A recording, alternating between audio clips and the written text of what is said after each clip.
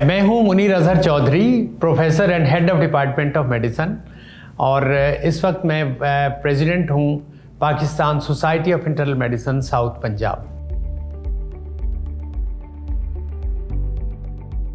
आज हम बहुत ही एक हसास मौजू के ऊपर बात करने वाले हैं।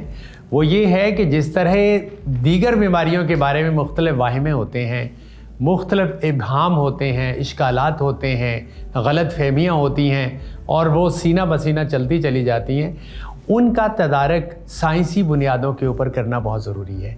और ये अल्लाह का शुक्र है कि इस वक्त पूरी दुनिया के अंदर इस तरह का इल्म साइंसी बुनियादों और तजुर्बात की शक्ल में, जिसको हम एविडेंस बेस्ड मेडिसिन कहते हैं, वो उसका वजूद आ चुका है। और मेटा एनालिसिस के अंदर पूरी दुनिया के अंदर इसकी धाक बैठ चुकी है और लोगों के दिलों में ये तमाम चीज़ें जो हैं वो दूर हो रही हैं। और इसी तरह बहुत से वाहिमात जो हैं और इस तरह की कहानियाँ जो हमारे इलाके में और इससे मुत्तसिल ममालिक के अंदर पाई जाती हैं, उनके मुतल्लिक हम एक एक करके बात करने वाले। देखिए, एक बहुत सा मामला है जो मुख्तलिफ लोगों के अंदर फैला हुआ है। वो कहते हैं कि शायद बहुत ज़्यादा खाने वाले को ही शुगर होती है। तो क्या ये सच है?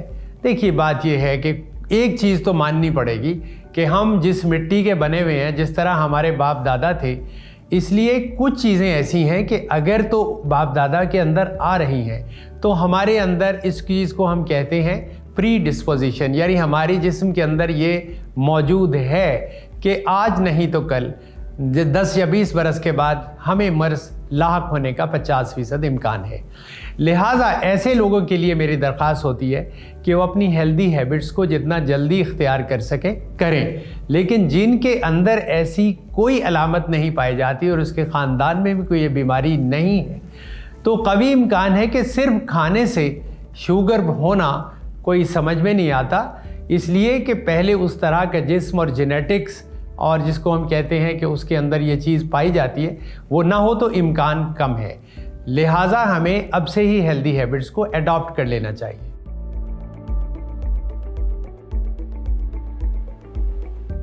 अच्छा, ये एक बहुत बड़ा वाहिमा है। लोग कहते हैं कि दुबले पतले रहो, कभी शुगर नहीं होगी, और जो मोटे ताज़े हैं सिर्फ उन्हीं को शुगर होगी। ऐसा नहीं है। जो मोटे ताज़े लोग हैं वो भी अगर अपना तर्ज़ ज़िंदगी जो है उसको मयारी कर लें, उसको हेल्दी हैबिट्स के अंदर लेके आ जाएं, और कैसे खाना है, कितना खाना है, कब खाना है और क्या खाना है और उसका मयार क्या होना चाहिए और फिर उसको खर्च कैसे करना है, ये 2 चीज़ें अगर वो समझ जाएं तो मोटे शख्स को भी ऐसा नहीं है कि शुगर उसके ऊपर मंडरा रही है और वो ज़ाहिर हो जाए। बल्कि दुबले पतले इंसान में भी अगर आदत अच्छी नहीं है, या जो मैंने पहले कह दिया कि उसकी साख्त में वो जीन्स आ गए हैं, तो उसको कम खाने के बावजूद एक दिन शुगर हो जाएगी। अच्छा, ये एक और चीज़ है लोगों के वहम के अंदर है कि नौजवानी है भाई, जवानी को जवानी की तरह गुजारें और इसको इस तरीके से अपनी ख्वाहिशात के मुताबिक गुजारें। मर्ज़ी से खाएं, मर्ज़ी से पिएं, मर्ज़ी से सोएं, मर्ज़ी से जागें और जो कुछ मर्ज़ी खाएं, क्योंकि ये तो बीमारी है बुढ़ापे की। बूढ़े होंगे तो देखा जाएगा, ऐसा नहीं है। ये तो एक घड़े की तरह है। घड़ा भर जाए तो उसके अंदर एक भी कप अगर पानी का डाल देंगे, गिलास डालेंगे, तो एक गिलास बाहर आ जाएगा। हमें इसको गिलास की शक्ल में ये समझना चाहिए कि ये जैसे एक सुराही होती है जिसके ऊपर एक लंबी गर्दन होती है। तो अगर उस गर्दन से नीचे पानी रहे तो अब भाई एक आध गिलास की गुंजाइश हमेशा रहेगी, लेकिन अगर घड़ा भर जाएगा तो इम्कान है कि हमें शुगर हो जाएगी।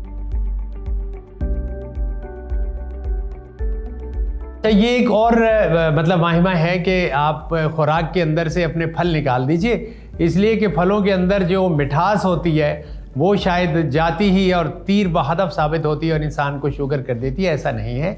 फलों के अंदर जो और फाइबर्स होते हैं, विटामिन्स होते हैं और मिनरल्स होते हैं, ये अपनी जगह मौजूद होते हैं।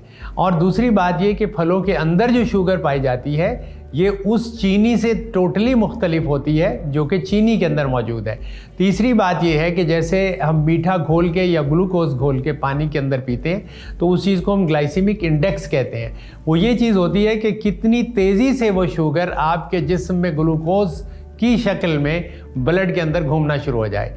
तो फलों के अंदर ये चीज़ नहीं होती, हर फल के अंदर। हाँ, एक बात जहन नशीन कर लीजिए कि सवाए ग्रेप फ्रूट के और किसी फल का जूस पीने की कोशिश मत कीजिए, क्योंकि जूस आपको भी मालूम है कि पूरा एक गिलास बनने में आधे से 1 किलो तक फल आ जाता है। लेकिन इसके मुकाबले में अगर आप उसके पल्प के साथ फल खा रहे हैं तो इसके लिए हम एक छोटा सा पैमाना बनाते होते हैं। हम कहते हैं भाई छोटी एक प्याली या एक कप ले ले, उसके अंदर जितना मर्जी फ्रूट आ जाए वो खाना है, उससे ज़्यादा नहीं खाना।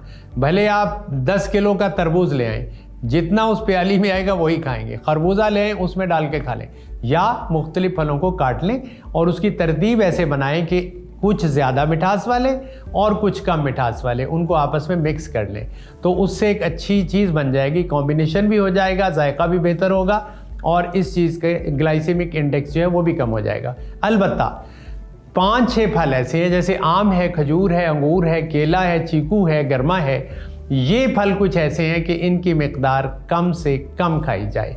लेकिन कुछ ऐसे हैं जो आप थोड़ा ज़्यादा भी खा सकते हैं, जैसे जामुन है, फालसा है, लीची है, स्ट्रॉबेरी है और चेरीज़ हैं। इसके अलावा अमरूद है और ये सेब है। ये और कुछ बेरीज़ वगैरह या बेर हमारे यहाँ आते हैं और जामुन वगैरह। ये कुछ चीज़ें ऐसी हैं कि इनको अगर थोड़ा बहुत हट के भी खा लिया जाए तो एकदम से ग्लाइसेमिक इंडेक्स ज़्यादा हाई नहीं होता। देखिए, ये भी लोगों का एक कॉन्सेप्ट है कि इंसुलिन आखिरी इलाज है। ये कितना मतलब अजीब सी बात है कि इंसुलिन आखिरी इलाज है। इसका मतलब ये हुआ कि उससे पहले गोलियों से काम चलाते जाएं, जब गोलियां जवाब दे जाएंगी तो फिर इंसुलिन पे आएंगे।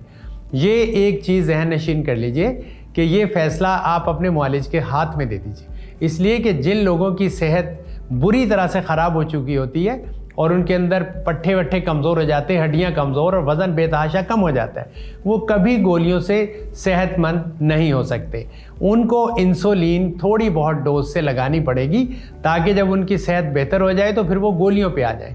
अलबत्ता हमारे यहाँ जो शुगर है उसको हम 2 हिस्सों में तकसीम करते हैं, एक टाइप 1 और एक टाइप 2। टाइप 1 जो होती है वो सवाए इंसुलिन के ठीक नहीं हो सकती और ये बचपनों में होती है, बच्चों में होती है। जो कि टाइप 2 डायबिटीज़ है, उसके अंदर कभी इम्कान होता है कि आप अपनी खाने पीने की तरतीब और रहन सहन का अंदाज़ तब्दील कर लिए, तर्ज़ ज़िंदगी बदल लें और उसके बाद गोलियाँ साथ मिला लें तो आप बहुत अरसे तक उस शुगर को कंट्रोल कर सकते हैं। ज़रूरी नहीं कि हर मरीज़ को इंसुलिन लगे। मेरा एक ही पैगाम है तमाम लोगों के लिए, वो ये है कि शुगर के मर्ज़ को जल्द अज जल्द समझ लीजिए।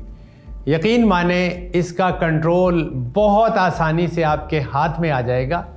तो ज़ियाबितस कंट्रोल कीजिए और अपनी ज़िंदगी को अनमोल बना लीजिए।